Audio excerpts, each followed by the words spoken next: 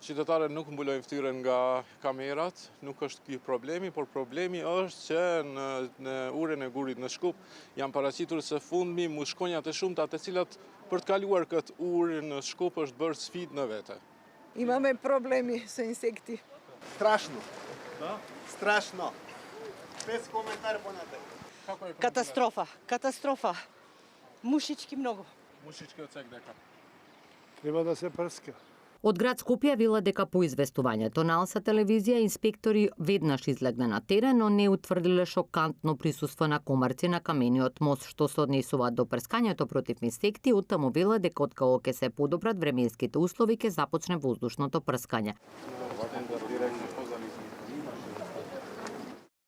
За да има услови за дезинсекција, неопходни се соодветни атмосферски услови, така што времето мора да биде стабилно, да не биде врнежливо, да не биде ветровито и да нема температура пониска од 12 степени Целзусови.